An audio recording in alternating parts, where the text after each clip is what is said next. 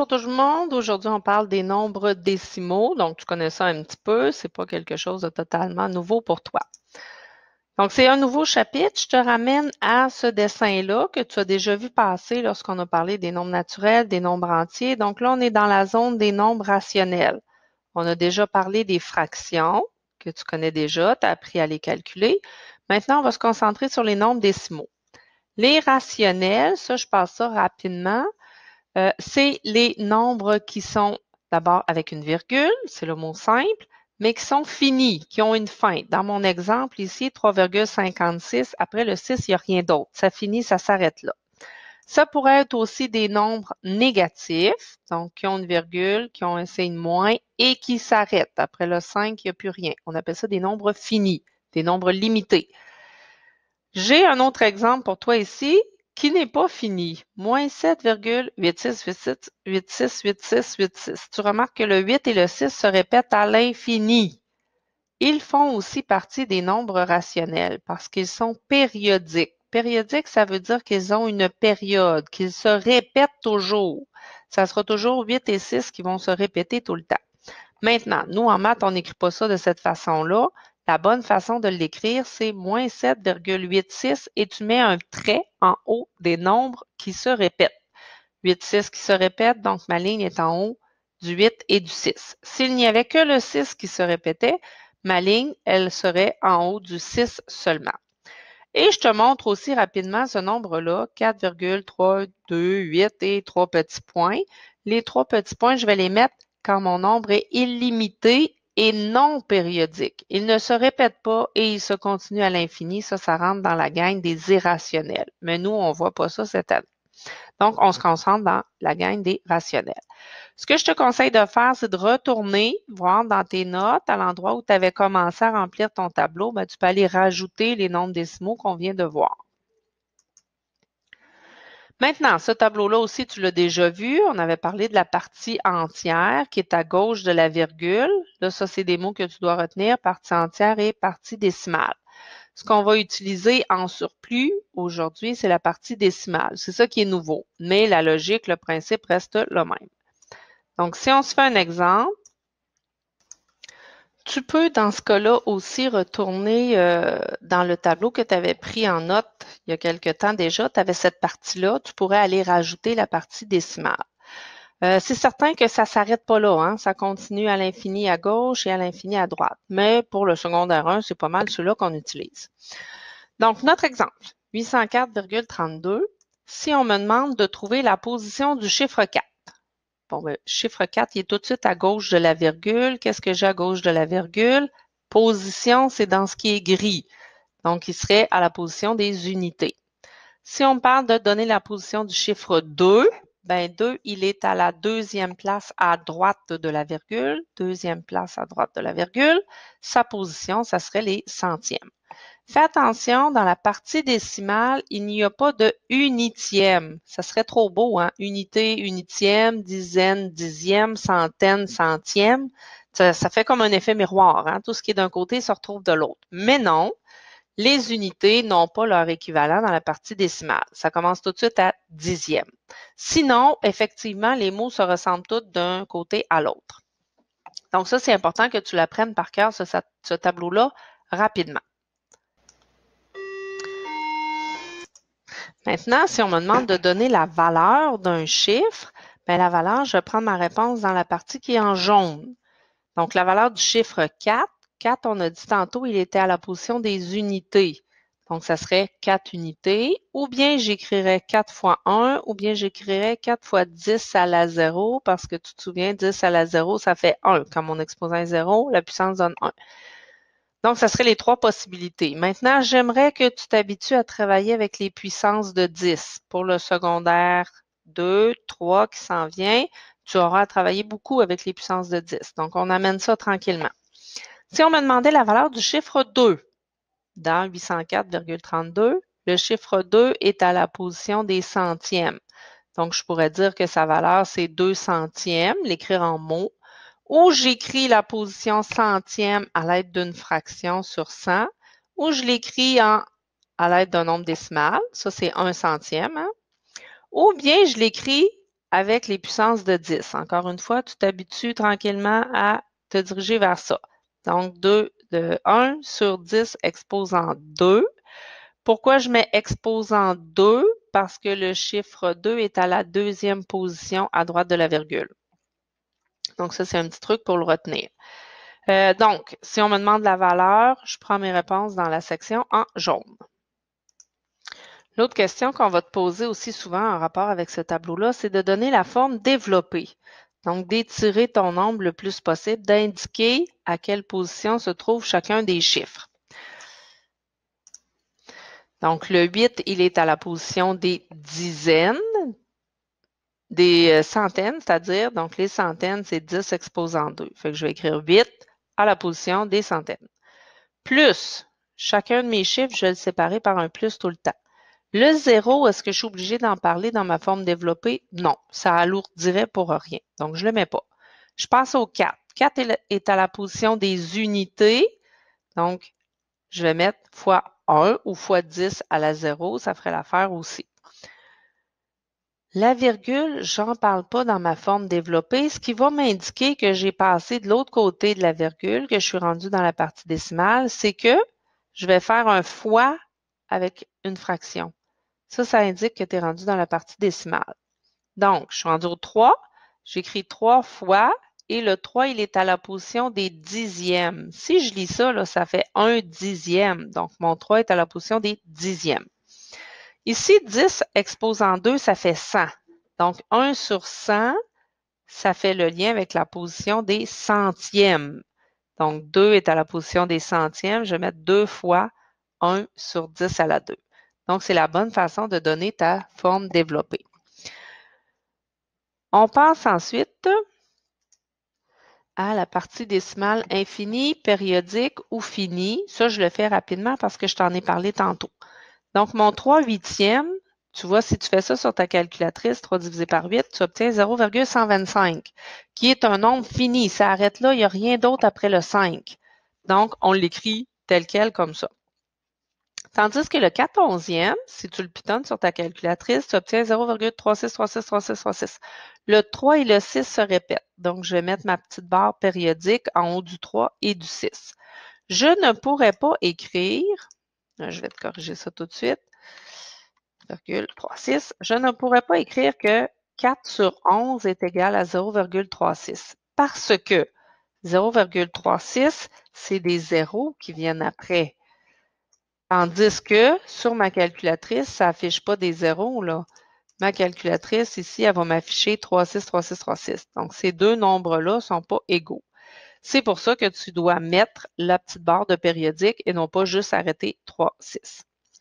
Dans tes calculs, c'est sûr que si on faisait ça, calculer à la main, ça serait très lourd à garder comme nombre. Donc, on va mettre le petit symbole approximativement égal. Là, je vais essayer de le dessiner avec ça. Si tu te souviens bien, c'était les deux petites vagues qui ressemblent à ça. Donc, si tu veux faire des calculs à la main, tu vas m'écrire que 4 sur 11 est approximativement égal à 0,36. Et le 5 sur 11, lui, si tu le pitonnes, il n'y a rien de périodique. Ce sont n'importe quel chiffre qui apparaissent n'importe quand. Donc, dans ce temps-là, je ne peux pas mettre la petite barre. Il n'est pas fini non plus. Donc, pour indiquer que ça se poursuit à l'infini, je vais mettre 3 petits points. Et la même chose, si je veux continuer mes calculs à la main, ben, je vais mettre le petit signe approximativement au lieu de mettre le égal. Donc, je vais mettre approximativement égal à 0,16. Ça sera la façon d'indiquer que j'ai arrondi mon nombre pour être capable de continuer mon travail. Maintenant, on est rendu à approximer, donc faire une approximation, soit par arrondissement, que tu connais déjà, c'est exactement le même principe, même s'il y a une virgule, ça ne changera pas ta stratégie, ou bien par troncation, ça on en avait parlé un petit peu au début de l'année. Donc, comment on fait pour arrondir? D'abord, approximer, là, je reviens là-dessus. Approximer, ça veut dire que tu arrondis et ensuite tu calcules, et non pas le contraire. Je commence par arrondir et ensuite je calcule. Donc, je t'ai mis mon exemple, moins 3,48, moins 12,133. Le fait qu'il y ait des moins avant, ça ne change pas ma stratégie du tout, là. Donc, Est-ce que je suis capable de calculer comme ça mentalement? Non, il faut que je les arrondisse. Maintenant, à quelle position? C'est moi qui va décider selon mes capacités de calcul mental. Moi, je vais y aller avec l'arrondissement au dixième parce que je me sens à l'aise de le faire comme ça. Donc, si j'arrondis au dixième, le 4, qui est à la position des dixièmes, est-ce qu'il va rester 4 ou il va devenir 5? Je m'en vais voir après. C'est un 8 qui est après. Donc, c'est suffisant pour que mon 4 se change en 5. La même chose avec le 12, j'ai à arrondir le 1.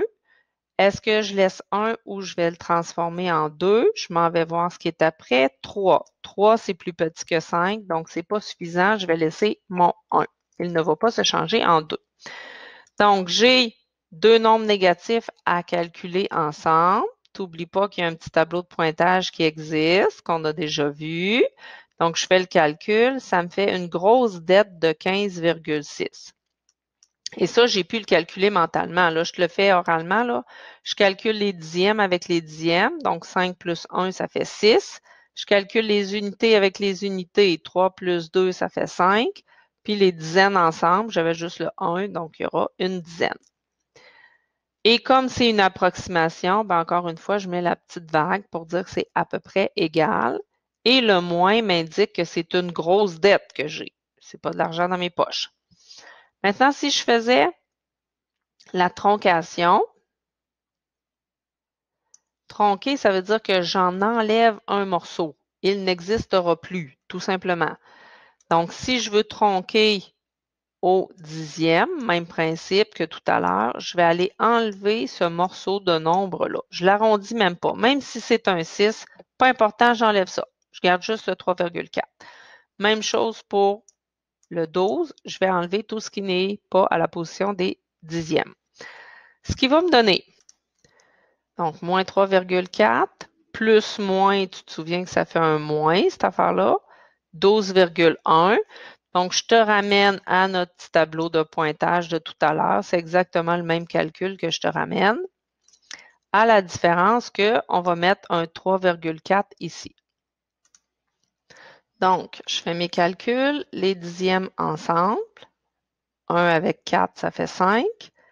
Les unités ensemble, ça me fait un autre 5. Et les dizaines, il y a juste 1, donc je réécris 1. Et je mets mon moins pour indiquer que c'est un nombre négatif, que c'est des dettes qui me restent. Et là, normalement, je l'ai mis, mais je n'aurais pas dû. Au lieu de mettre le égal, comme c'est une estimation, je devrais mettre le approximativement égal, les deux petites vagues. Il nous reste à comparer et à ordonner des nombres décimaux. Donc, les choses que tu dois, les étapes que tu dois suivre, je les écris, tu peux les prendre en note. Donc, pour les comparer, ça veut dire déterminer lequel est le plus grand, lequel est le plus petit, placer en ordre croissant, décroissant, ça se fait tout pareil, ces affaires-là. Donc, tu vas faire un tas avec tes nombres négatifs et un tas avec tes nombres positifs. Imagine que c'est tout ça que j'ai à placer en ordre croissant. Donc, je démêle ce qui est positif et ce qui est négatif. On sépare les deux. Ça, c'était ta première étape. Tu peux la prendre en note dans ton cahier spirale. Étape 2, tu places tes nombres un en dessous de l'autre en alignant les virgules et les positions. Donc, si tu remarques ici, mes dizaines sont toutes une en dessous de l'autre, unité pareille, virgule. Donc, quand tu écris, moi, ça se fait bien à l'ordinateur, ça se fait automatiquement. Mais toi, quand tu vas écrire dans ton cahier, assure-toi de bien placer tes chiffres dans des belles colonnes. Donc, je fais pareil pour mes nombres positifs aussi. Donc, c'était l'étape 2, tu la prends en note dans ton cahier.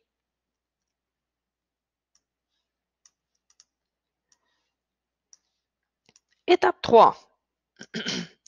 Tu vas ajouter des zéros pour combler les espaces vides. Ça, c'est au besoin. Tu vois ici, là, mon nombre, il s'arrêtait après le 8. Moi, je suis allée rajouter un 0 pour que j'ai exactement le même nombre de chiffres dans la partie entière et dans la partie décimale. Ça va être plus facile de moi pour le comparer.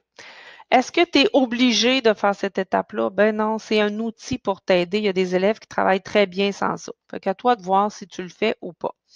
Donc, à chaque fois qu'il y avait un espace vide, j'allais combler avec des zéros.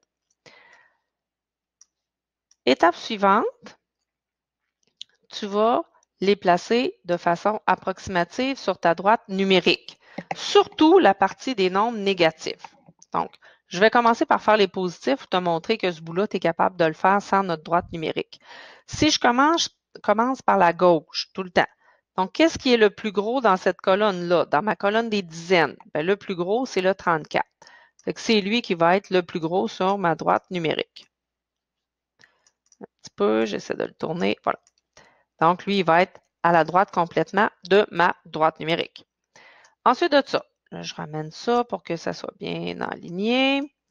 Je passe à la colonne des unités. Qu'est-ce qui est le plus gros là-dedans? 3, 0, 3. Le plus gros, c'est forcément les deux nombres qui ont 3 à la position des unités. Ce qui veut dire que celui-là, c'est le plus petit des nombres positifs. C'est celui-là qui va être le plus près de 0. Je le place là. Il me reste ces deux-là. Donc, la position des unités fait, je suis rendue à la virgule, je passe au dixième, j'ai 4, 4, c'est pareil, il n'y en a pas un des deux qui est plus grand que l'autre. Je passe à la position des centièmes. Ah, il y a un 6 ici.